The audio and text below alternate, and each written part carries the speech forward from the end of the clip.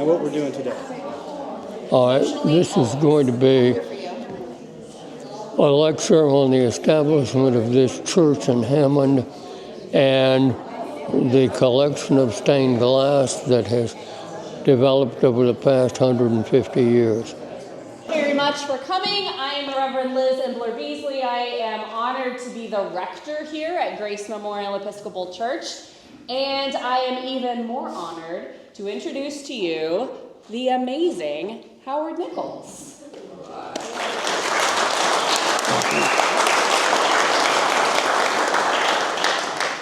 Today, Howard is continuing our celebration of our 150th celebration, our 150th anniversary, and he is going to be telling us about the history of our church by giving us a tour of our beautiful stained glass windows, which tell the story not only of our tradition, but also of our church and of the city of Hammond. So make sure that you have pencil and paper. If you need any, let me know. We got lots in the office because you are going to want to write down this helpful information.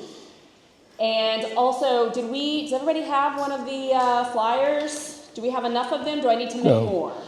We need some more. I need more? Okay, I'm going to go do that. So I will be back in a few minutes. Don't say anything too good until I get back. I'm just kidding. Go ahead and get started. And a pencil? You would like a pencil? Got it. Coming right up. Good afternoon. I'm honored by your presence. I hope that what I have to say is of interest to you.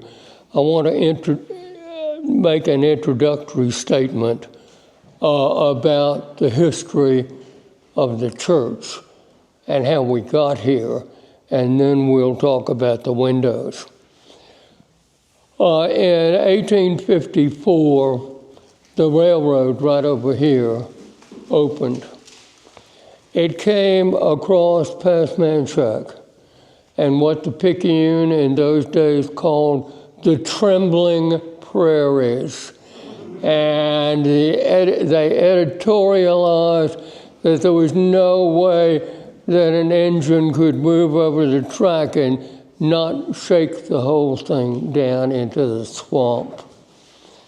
Fortunately, the engineers were more talented than the Picayune editors believed.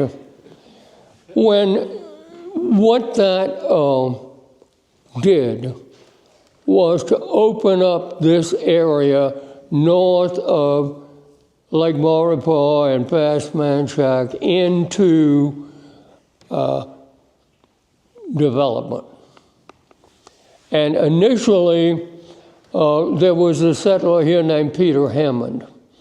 And where he was a Swede immigrant, I don't know whether he would have been allowed to stay, but in any case, he established himself about 8 blocks on the other side, roughly on the corner of East Charles and Chestnut, North Chestnut. And there's a Peter Hammond gravesite over there, but it was a family gravesite. But there was almost nobody else here. Our story really begins with a man named Charles Emery Cate. Cate was an entrepreneur. He came here from New Hampshire. He went to New Orleans.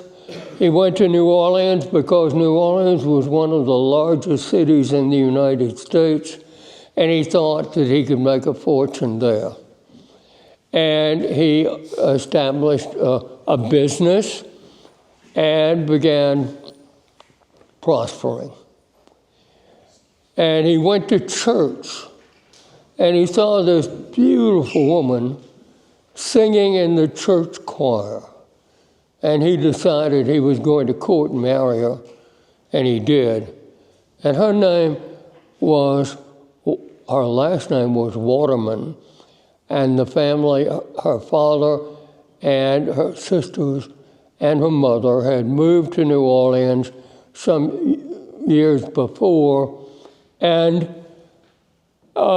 he married her and began creating a family. One of his businesses was a shoe store, and he was aware of the fact that the Civil War was about to happen, and he knew that he would not be able to import shoes from New England, which was the center of shoe manufacturing. If you need a diagram, please raise your hand and Mother Liz will give you one.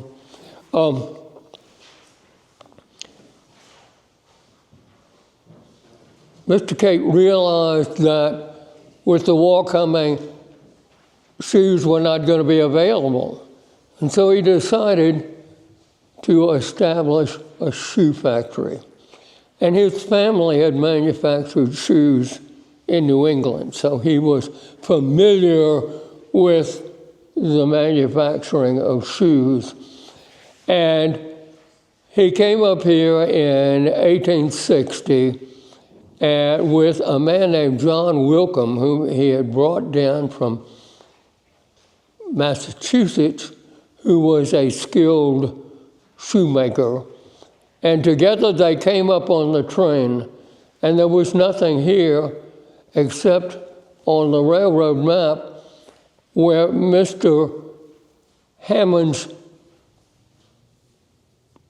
trail crossed the tracks and went to Springfield and had a branch to Wadesboro, where he harvested the pine tree bounty of this area, manufacturing pitch and tar and turpentine and ship masts. And in doing so, he became, he purchased foodstuffs in quantity, which he bought at Wadesboro and Springfield, which had water connections to the city. And so Mr. Hammond is sometimes referred to as a local grocer, but he wasn't really a grocer. He bought flour in barrels and casks of coffee and so forth, and people would come by and need something, and he would dispense it. But he was primarily in the naval stores business. Well, Mr. Cate came up here and he bought sections of land on this side of the railroad track and on the other side of the railroad track. And he then began developing his land, and he built a two-story shoe factory. And immediately adjacent to the shoe factory, for those of you who are old Hammond people, the old Citizens Bank was the location of the boarding house they had to build to house the workers. And at the peak, he had 75 workers. Some of those, the Cate family says, were indentured. I don't think they wanted to use the S word. But in any event, they built a shoe factory, and Mr. Cate then built a large residence. And it was located where today's Cate Square is. And it was a two-story structure, but the second floor was under a gable. And he built a sawmill and a series of ancillary buildings, a tanning vat, and all of the things necessary for shoe business. And by the time he really got underway with his manufacturing effort, the Civil War had begun, and instead of manufacturing shoes for civilians, he began manufacturing shoes, boots for the Confederate Army. And he began selling some of his land. In 1862, Federal troops came up this way and destroyed the railroad below Hammond, what we know as Hammond. And they then destroyed all of his shoemaking equipment. But they kept the buildings because they were afraid there'd be need for a hospital if there were casualties from military operations in the vicinity. And so Mr. Cate then turned his manufacturing facility into a hotel. And his family had a hotel in New England, so he had experience with that too. And his wife and some of the other ladies that had moved in here, the Morrison family bought land from Cate, and the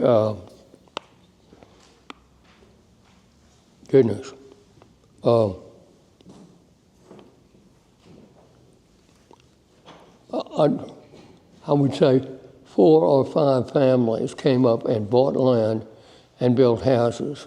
The block immediately across from the church was bought by a man named John Morrison. And John Morrison worked all of his life for Mr. Cate. And eventually the Morrison family built 5 houses on that square.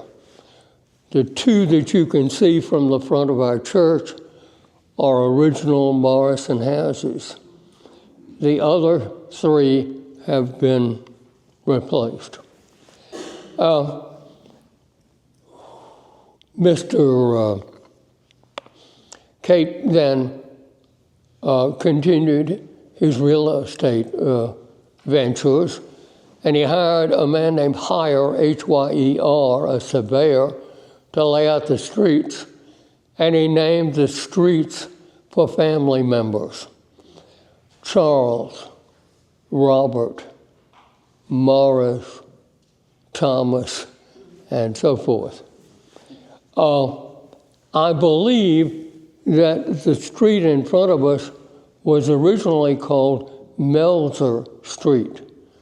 And it was called Melzer Street because his wife, Cate's wife's father and family moved up here as well.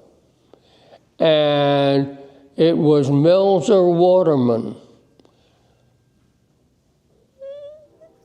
Mrs. Cate's father, that started a Sunday school for the children of the few families that had gathered here at Hammond's Crossing. And it was out of that Sunday school that this church originated. Occasionally, a clergyman would come by on the train, and that clergyman would be urged to stop and stay and hold a service and so forth. But that was usually in the Cates home, which was probably the most substantial structure in the early community. And Mrs. Cate decided that, and she was having children with some rapidity, as were all the other ladies here. And so as a result, there were a lot of children that needed Christian education, and Melzer undertook that. The window right over there with Christ standing among the Easter lilies is in part dedicated for Melzer, and also his wife, or one of his wives, he had 3, and then one of his daughters. And that daughter was married to the man for whom the monument stands in the railroad park across from the post office. The son-in-law must not have been popular because he was not included in the window. But in any case, Mrs. Kate decided that they needed to raise money to build a church, and she urged her husband to give land as a site for the church. And in 1874, one of their white live-in servants died. And so Mr. Kate gave the land behind us, the north half of this square, as a public cemetery. Only Hammonds and their relatives were welcome in the Hammond grave place, and this was to be a cemetery for all. And the understanding at the time was that the front half would be the place for a church. Mrs. Kate then organized a group of ladies in the community called the Hammond Mission Society, and their purpose was to raise money to build a church. And they had fairs and parties, and they sewed blankets, quilted blankets, and undertook a whole variety of efforts to raise money. And they had annual fairs, and the fairs sometimes raised as much as $80. Mrs. Kate gave men's haircuts for 15 cents a head. This funding was the start of what became known as Grace Chapel. Mr. Kate was a major donor. He had a brickyard that provided the piers that this building stands on. He had a sawmill that cut lumber. He was constantly supporting the effort to build this church. In 1875, after a gift from an anonymous churchwoman in New York, work got underway. The builders were the two Cassie brothers. I know nothing about them, but they had 4 helpers. 2 of them were black, and one of them received, he was a preacher for the black community here. And Mr. Kate gave him a square of ground across the railroad tracks. And that's where the Greater St. James AME Church is. And it was just a few years ago that they cut down the trees on the other side, and you can actually see that church on the other side of the tracks now when the leaves have fallen from the trees that are there. Suffice it to say that the church was completed. It was much smaller than it looks now. I'm going to move back for a minute.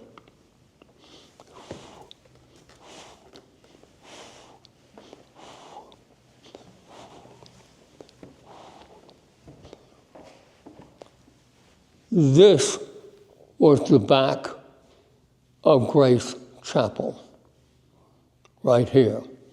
And there's a step here. Well, actually, there are 2 now, but the higher step was the original site of the altar rail, and people would come up here and kneel to receive communion. Now, when news came that they were going to build this church, the first church in Hammond, people decided that they were going to need to have an affiliation. And the New York churchwoman had said, $500 is yours if it'll be an Episcopal congregation.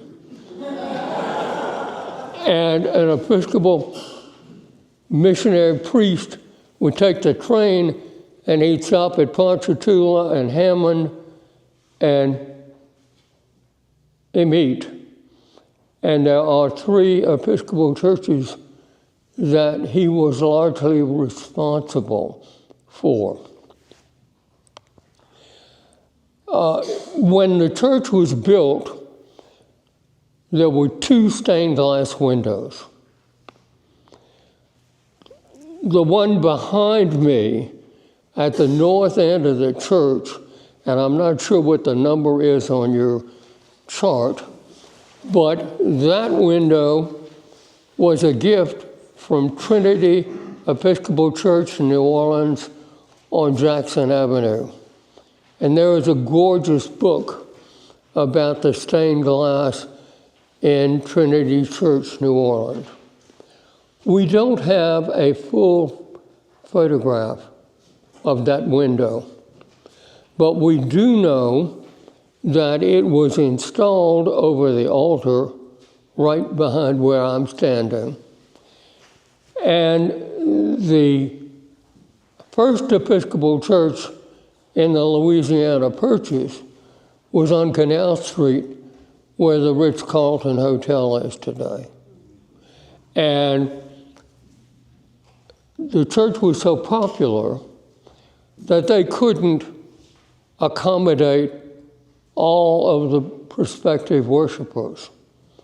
So they decided to demolish their original church, and they salvaged the materials and built a much larger church on the same site. Eventually, when that church moved to St. Charles Avenue, it became the Episcopal Cathedral that still serves the Diocese of Louisiana. They gave one of their windows to Grace Chapel, and it was placed right back there at the end of the south end of this church. Notice that it's got 2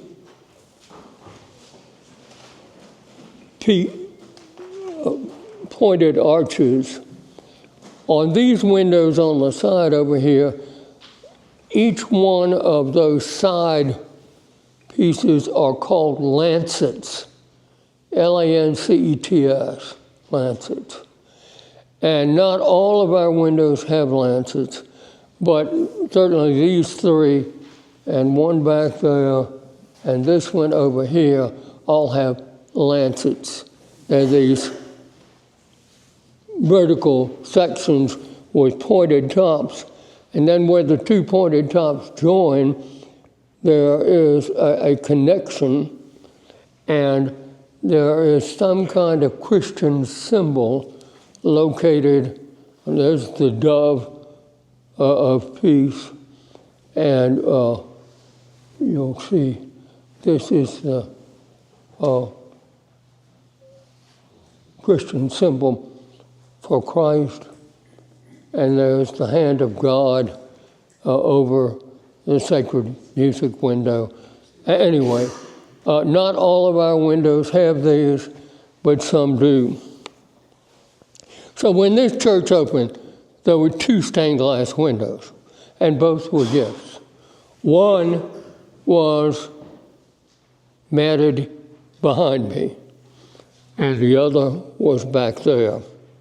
And the side windows, we believe, but we can't actually verify through manuscripts, that the side windows were diamond-shaped yellow glass. And they were bordered with, it almost looked like decals, but I'm sure it's not that. But they featured fleur-de-lis, and they bordered, and so the side windows were yellow glass with that ornamentation. In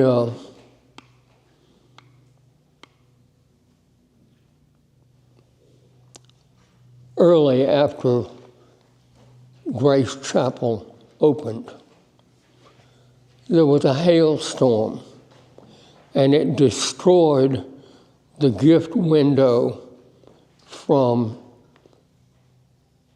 Trinity Church. And so the members of this congregation then collected money and bought this window.